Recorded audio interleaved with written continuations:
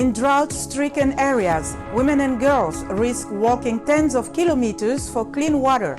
Nearby wells for villages and schools will soon provide relief. Preventing death during childbirth.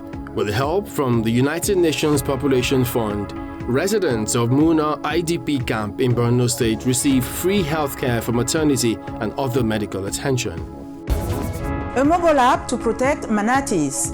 In Cameroon, the endangered species receives help in the form of data collection to reduce manatee deaths.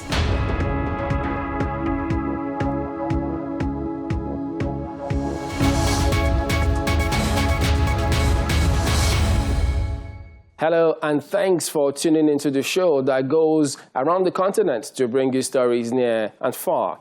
I'm Chamberlain Oso, Channels Television here in Abuja. I'm joined by my colleague from Voice of America in Washington.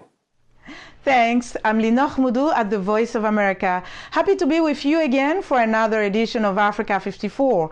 Let's start off with the latest from Nigeria. Chamberlain Oso brings you that story. Women do not have to die during childbirth. That's the primary idea behind the intervention of the United Nations Population Fund in some states in the northeast of Nigeria. Channels Television's Wim Bitters visited Muna IDP camp, which is one of the communities in the 3 local government areas of Borno State presently enjoying free ride to healthcare facilities for maternity and other medical attention. The intervention also covers sensitization outreaches, free medical kits, and more.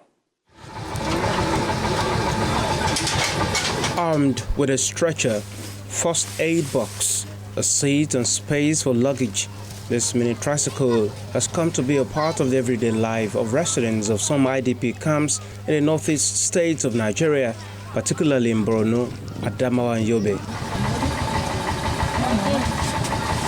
With a primary target of providing mobility support for pregnant women needing medical attention, the vehicle has served over 211 women in labor since its launch about 2 years ago. But this class of persons are not the only beneficiaries of the project. One of such by the United Nations Population Fund and its partner, the Korea International Cooperation Agency. No, sometimes they will deliver at home. If you go there for sensitization, we now use the KK ambulance to bring them back to the clinic for postnatal care, to give them their postnatal care. After then, the ambulance will now take them back home again.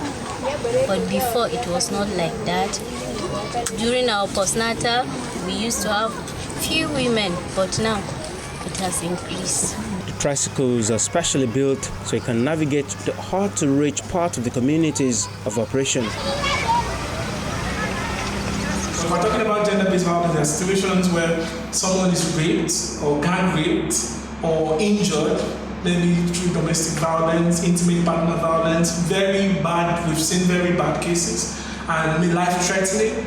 So they can come in there, no matter how inaccessible, especially to motor vehicles. The KK can find its way and take that person to the hospital or take the person to safety. Wanyali is one of the over 52,000 internally displaced persons living in this camp and a beneficiary of the intervention. I started benefiting from this auto rickshaw ambulance when I got pregnant with my first child. The pregnancy was 2 months and it became very difficult for me to attend antenatal. So I started using the auto rickshaw to the clinic and I have been using it ever since.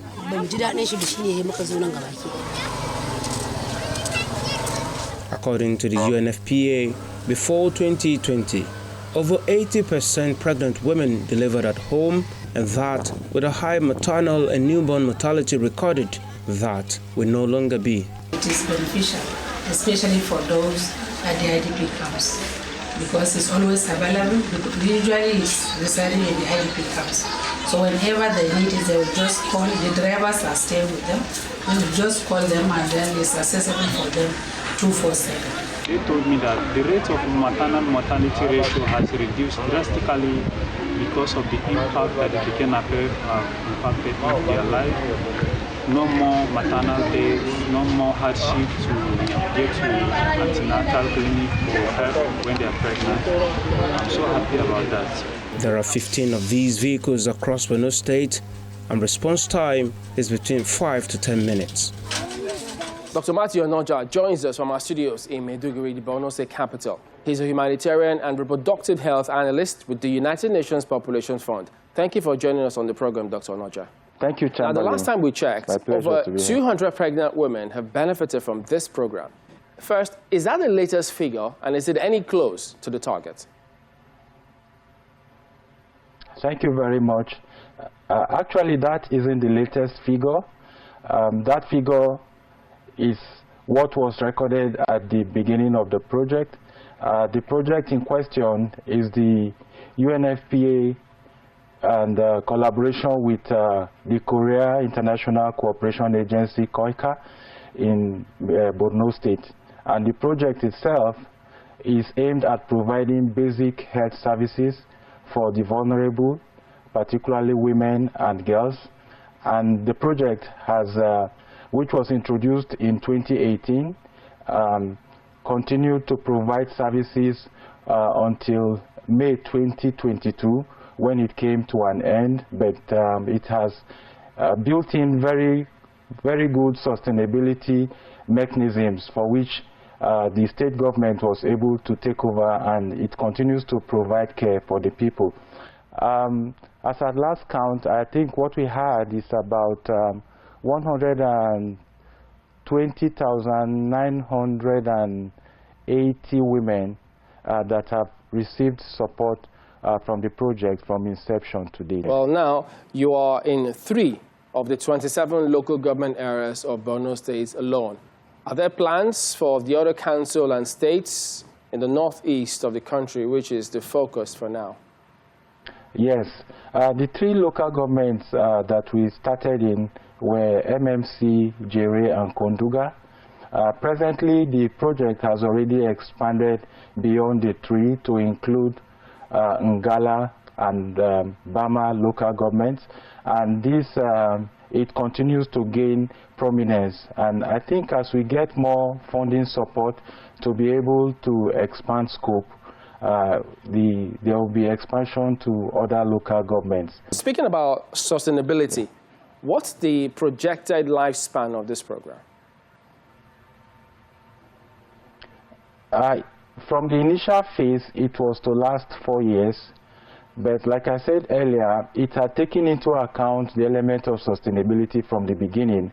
And sustainability can only be achieved when any particular intervention is community-driven, community-owned, and also community-operated. Having built in that element, the project ensured that the service providers are those who are recruited by the Borno State government, and so their capacity is built to be able to provide services for the people. And so even though the project itself ended in May this year, it continues to go on, as the state government has made commitment to provide the areas of support, and KOICA itself has also handed over the project facilities to the state for them to continue to make sure it runs and provide care and support for women and girls in the state. One more thing, what other programs of the UNFPA, its partners, KOICA, and others in the northeast are there, or in other parts of the country? UNFPA is the foremost reproductive health agency of the United Nations, and we continually look for ways of providing essential reproductive health care for women and girls, and also development of the community to ensure that every pregnancy is wanted, every childbirth is safe, and every young person's potential is fulfilled. And so right now we are in the process of, we are developing the digital literacy program in Borno State, and it is focused on young girls within internally displaced persons camp in order to give them the ICT knowledge and skills they need to be able to transform their lives. We are also developing a new partnership with the Food and Agricultural Organization. It is another sister UN agency, and we're looking within the Northeast to see how digital villages can be built in such a way that access can be achievable as a one-stop center for not just reproductive health, but also nutrition, which is a vital aspect of the reproductive life of a woman. We also have other projects like the Call to Action on Protection from Gender-Based Violence. It is an initiative that was introduced to ensure that every crisis from the beginning to the end, when the recovery phase is attained, is given the attention it needs, and then all the partners work with a collective aim to achieve the results that are inherent and also to be accountable for what they do. Dr. Matthew Onoja, humanitarian and reproductive health analyst with the United Nations Population Fund. Thank you very much indeed for your time. Thank you, Chamberlain. Record drought in the Horn of Africa has mostly affected rural women and girls who must walk up to tens of kilometers to fetch clean water, putting their safety at risk. US-based charity group Water is Life Kenya is drilling wells for villages and schools to provide water closer to home. Juma Majanga reports from Olepolos, Kenya. The solar-powered farm is about 80 kilometers east of Harare. Owned by Nimbe Fresh Exports, it grows crops such as blueberries and peas for export to Europe and Australia.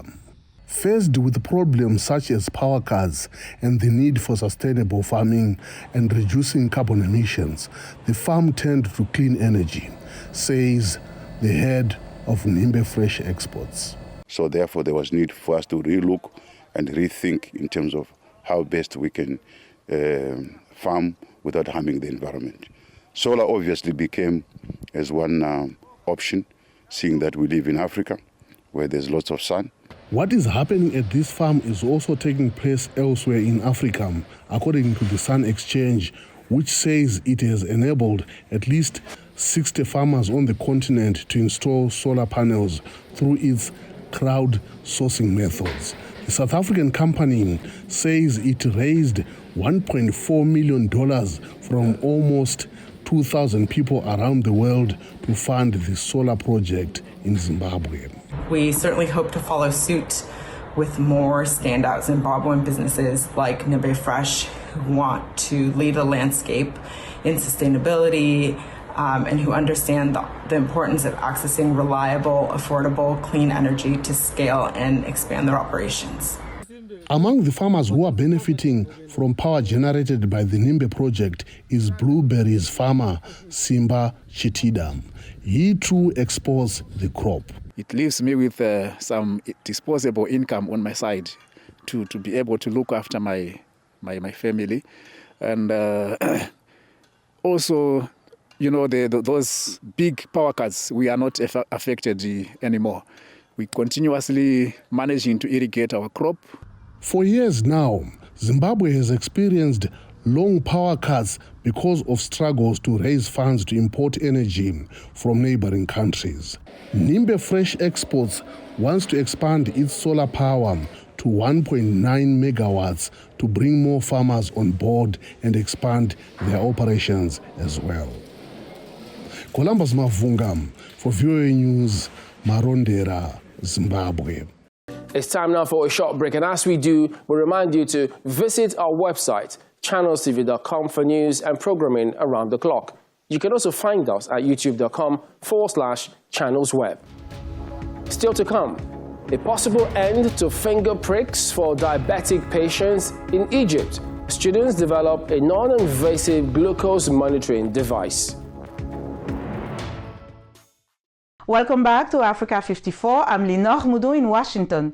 Record drought in the Horn of Africa has mostly affected rural women and girls who must walk up to tens of kilometers to fetch clean water, putting their safety at risk. US-based charity group Water is Life Kenya is drilling wells for villages and schools to provide water closer to home. Juma Majanga reports from Olepolos, Kenya. In Olepolos village on the slopes of Mount Kilimanjaro, women and girls sing to celebrate the gift of water. Water is a basic right guaranteed to citizens under the Kenyan Constitution. Access to clean water, however, remains a challenge for remote communities. We used to walk several kilometers across the border to fetch water in Tanzania. Sometimes we would get harassed by the people there because of our being in a foreign country. We would be told to collect and carry donkey dung in our shukas. It was just pure harassment. Poverty levels were very high because our livestock used to die from lack of water. There could be grass, but without water, livestock can't survive. Frequent prolonged drought from climate change has exacerbated the water problem in arid and semi-arid areas. Women and girls have been affected the most by the situation. Water is Life Kenya, a US-based charity, is helping women and girls gain access to clean water by drilling wells and boreholes and harvesting rainwater, therefore reducing the distances they need to travel. Spending their whole day fetching water. It prevented a lot of girls from going to school. You'll find most of the adult women in this community haven't been to school at all. And so we really wanted to, target a project that would help them be able to transform their life. Residents say the water project has made a big difference.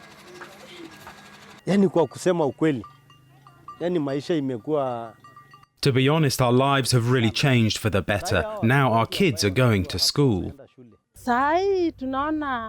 Now it feels like paradise. There is no problem. You fetch water, do your laundry. The kids are clean for school. You have more time.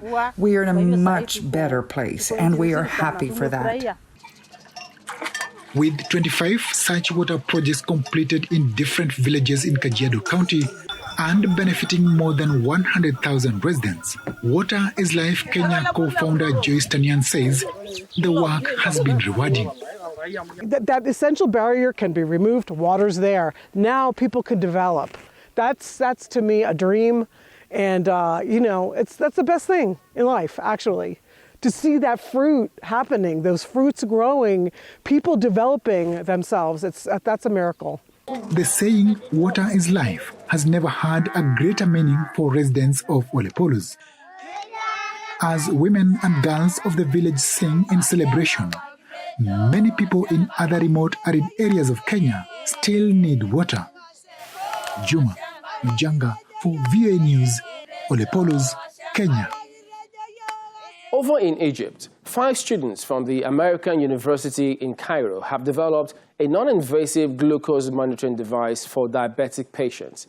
The device was built to serve as a substitute to the finger pricking procedure.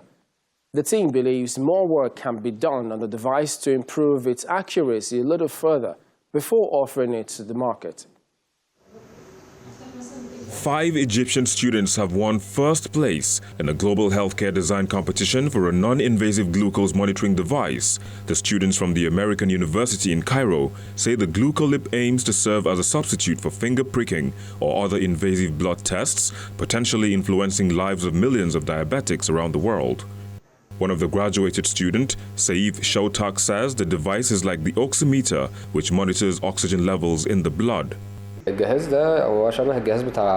person who wants glucose levels checked should place his finger in the device and press the button or use the application that is connected to the device via Bluetooth. Once you press the button, the device starts to check glucose levels in the blood. Then figures are shown on the device and the application. Maha Shatta says when the team heard of the competition, they had already finished working on the device and had a prototype. When we heard of the competition, we applied immediately, and thank God we managed to get awarded out of the 120 teams participating in the competition. Students say they hope more tests will be done on the device to release it into the market.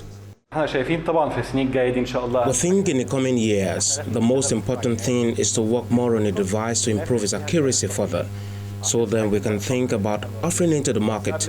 But before that, and because this is a medical device, we should make sure that the accuracy is high enough for anyone to safely use. The device uses near-infrared spectroscopy and connects to a mobile app, allowing easier and more convenient monitoring of blood glucose levels. The device won first place in 2022 Johns Hopkins Healthcare Design Competition in the digital health track. In Cameroon, nearly 150 manatees, an endangered aquatic species also known as sea cow, are killed each year by poaching or unintentionally by fishing. An aid group has created a mobile application to collect data to help reduce manatee deaths. Anne Nzwanke reports from Lake Osa. Once a week, Annick and her colleagues from the African Marine Mammal Conservation Organization, or AMCO, go to Lake Osa to collect data on manatees, a species classified as vulnerable by the International Union for Conservation of Nature. Using different probes, they learn the temperature of the water, whether manatees are still living there and how deep they are. We collect these data to monitor the evolution of the environment, to monitor the impact of all these dangers on the distribution of the manatee in Lake Osa, and also to be able to anticipate these dangers. The manatee is an aquatic mammal generally living in shallow coastal waters. It can be found in the waters of the Cameroonian coast, such as Lake Osa near the town of Dizangi. Unfortunately, the manatee's habitat overlaps with the fishing areas of local populations, leading to poaching and accidental entanglement in fishermen's net, which causes the death of about 150 manatees each year, according to data from Cameroonian researchers. While collecting data, the NGO also raises awareness among fishermen about the importance of the species, the threats weighing on it, and the legislation in force for its protection. Manatee used to be a very good food here at home, a very good food. Every month, for example, I used to eat manatee at least once, but this is no longer the case since AMCO arrived here and made us aware of the problem. AMCO developed a mobile application for collecting manatee observations and made it available to fishermen who participate in a manatee monitoring network. When a fisherman sees a manatee or a trace of life such as feces, he takes a photo, connects to the application, indicates the location, date, GPS figures, and nature of the finding. The NGO analyzes and validates the information and then makes it public on the application's interface. Sylvain Eborg represents the local ministry in charge of wildlife. It allows us to reassure ourselves that these species are still there. We are not going to protect a space just to protect. We need to be reassured that what we are protecting still exists, so it's a good application. The conservation group says it has created a network of 156 fishermen who use the application daily. It is now in the process of expanding its work to other marine protected species such as turtles, rays, and dolphins. Anne Nzwanke for VOA News, Dizangi, Cameroon. In Uganda, a professional sign language interpreter, Susan Ananda, has set up an online television channel that bridges information gap for people with hearing impairment. She's said to have been inspired to do this after learning of a tragic incident that happened to a deaf man during the pandemic. When Susan Ananda heard a deaf man had been shot and wounded in Uganda for breaking a curfew during the pandemic for which his family said he knew nothing about, she resolved to set up an online television channel for deaf people. He didn't know what was happening in the country. He didn't know that there was curfew and he was moving beyond curfew hours. So when he was moving, the people who are moving around, the security guys, called upon him to explain why he was moving beyond curfew hours. And unfortunately, because he did not hear, he kept on moving. So he was shot. Late last year, she teamed up with a deaf friend, Simon Iroku, and after winning a grant, they founded Science TV, which runs news bulletins for deaf people, delivered by deaf people. What I'm envisaging is that the future of communication must be inclusive. This implies that we have to ensure that everyone in the community should be able to understand the message you are passing on. And we believe that if information is inclusive for everyone, even us as deaf people will be able to benefit from it. Slightly over 1 million people in Uganda, out of a total population of about 45 million, have a hearing disability.